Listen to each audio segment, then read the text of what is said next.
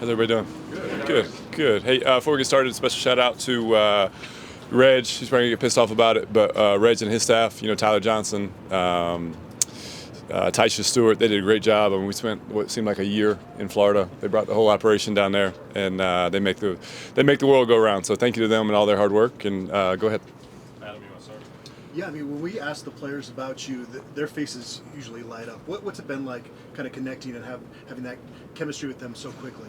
Yeah, I mean, I love these guys, right? I spend more time with them than I do my family, unfortunately.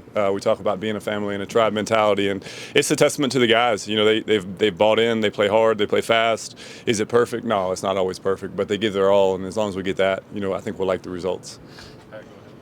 Coach, the joke is always, if you can catch, you play receiver. If you can't, you play cornerback. Yeah. When you have a guy like Travis who can do everything well, what attributes on the offensive side of the ball can he bring to defense, and what makes him such a great cornerback? I think his feel for the game is probably the biggest thing. Anytime you're running routes offensively, defensively, where the holes are in zones. I mean, we talked about it before. I mean, Travis is he's a unicorn, right? He's as unique as anybody walking this planet. So it's our job just not to mess him up and let him go play ball. So I'm really glad we have him. Coach, teams haven't been able to score on you guys in the second half. Is it adjustments? What makes it so tough for the teams to get going in the second half against you guys? I think it's a testament to our staff. We do a great job at halftime. Those guys come in. Everybody's got an area they work on. George Hilo gets in front of them and talks about the run fits. Kevin Mathis does a great job talking about the pass concepts, and I just stay out of the way. Again, it's a testament to the staff, the men we have here, the players. It's not always different calls. Sometimes it can be. We talked about it before. It seems like halftime is like an hour long, so I don't know what to do with my time. Sometimes it's so long, but it's just a testament to the guys and locking in, and finally, early in the year, kind of saying, "Hey, look, dudes, enough is enough. We got to go play ball," and I'm really excited to see where we go with the second half of the season. Can you just speak to how important not only Cameron and Craig is to like the secondary, but like the whole entire team as well? Yeah, Cam's a heartbeat. I love that dude. Cam is everything you want from a player. He wears his emotions on his sleeve. He speaks, people listen. He follows. So he's our unquestioned leader. Again, we go as Cam goes, and he does a great job setting the tone. And he's everything you want in a player and a person. So super glad we have him and excited for the rest of the year for him. Brian, go ahead. Hey, Coach. Hey. The trend is showing you guys will give up yards, but when it gets tight, the red zone, you guys start coming up big. What is it about that red zone that you guys are really having success, especially the last 3 games? Yeah, I think the rallying cry defensively has always got to be yards don't equal points. So as long as you play great situational defense, so that's third down, that's the red zone, that's 2 minute. It's 2024. These guys get paid too, so they're going to make some plays. So just tighten the screws when you have to. Again, it's a testament to Coach Mathis. He's our red zone master. He's our red zone guru each week, so he does a great job. We put a plan together, and the players go out and execute. So I can't say enough about, again, the group of men we have both on the fourth floor here as the staff as well as the players. So it makes my job pretty easy. Matt, go ahead. When I went back and watched the game, a couple quick ones. When I went back and watched the game, how encouraged were you that you guys were able to contain the quarterback run even more effectively than maybe you had in previous weeks? Maybe was your experience dealing with Lamar kind of play a factor there? Yeah, a little bit. I think in terms of body type, they're about as different as you could imagine.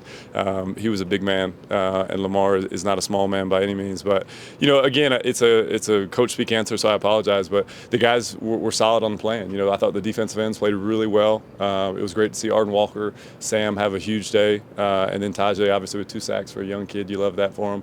And then we were disruptive on the inside. Again, if we can play that way, if we can dominate, with the front 7, the linebackers playing downhill, I can't say enough about 41 and 20. I mean, the way they've played the last 2 weeks has been really, really special. Coach Hart, Coach Hilo has done a great job with those guys. So, if we can play that way, that's what you want. It makes my job pretty easy. So, again, the D-line came to play, and it'll be a new week next week, so we'll see what we get. As a first-year coordinator, what's your bye-week process going to be like? A lot of guys self-scout. What does that look like for you? Yeah, I did self-scout yesterday. We'll get it started on K-State. Obviously, they're a hell of an opponent. I mean, they have some really, really great players, great scheme. I can't say enough about that staff, their head coach, what he brings. And then be a dad, be a father. I almost choked up there. It'll be great to be with the kids and do all that stuff, so that'll be exciting. Thank you. Go ahead. Just on a similar note, how pleased were you seeing the pass rush get to the quarterback? We talked to Coach Prime last Tuesday, and he said we need to get to the quarterback more. We need to get home more. You You saw that against UCF. What did you see against the pass rush? Yeah, you convince yourself they kind of come in bunches. So that was our bunch game. So it's just the kids, right? I mean, you're talking about a 19-year-old kid in Tajay McCoy, right? His first time really playing this year. He had some he wanted back. I think he missed one in Nebraska. He might have missed one versus North Dakota State. And him just making the plays. And that's why they work so hard. You're only guaranteed 12 opportunities in this thing. So it's a long year to only get 12 shots at it. So I'm excited for those guys. They put in the work, and we'll have a phenomenal test really the rest of the year. You got mobile quarterbacks that they're not standing at 7 yards, 8 yards from the line of scrimmage and patting the ball. They're moving around. So it's a testament to the kids, to the staff, and we'll see how the results go down the road.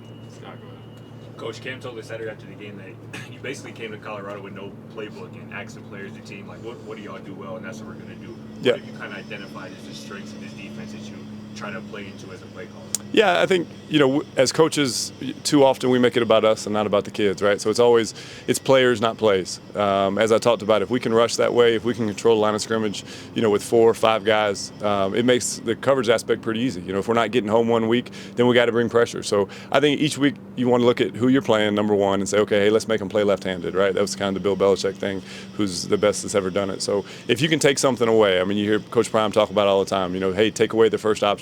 If they beat us with the second one, when I get in the truck driving home, I can feel good about it. So, each week it'll look a little bit different, but with the main thing being the main thing, hey, look, let's put our best players in position to be successful and let the chips fall where they may. Coach, Hey. from your perspective, like what aspect of the defense do you feel like has grown the most from maybe preseason until now?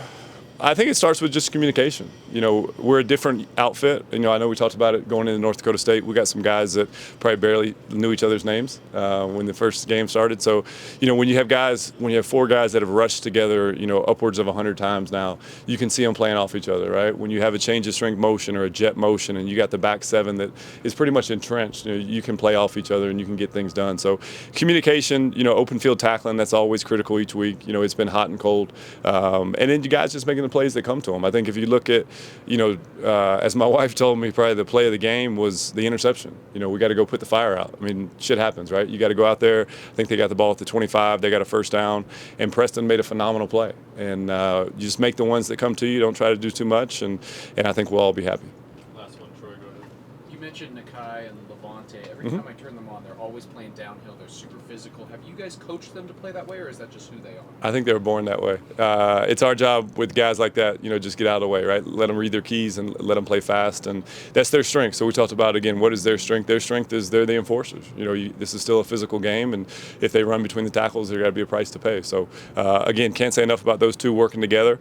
Nakai coming in really after the North Dakota State game and bringing a spark to us, and Bentley's Bentley. You love the dude, you love his energy, you love everything he brings. So excited we have him, and excited to see the growth the rest of the year. Thanks, Coach. Thanks guys. Thank you. Okay.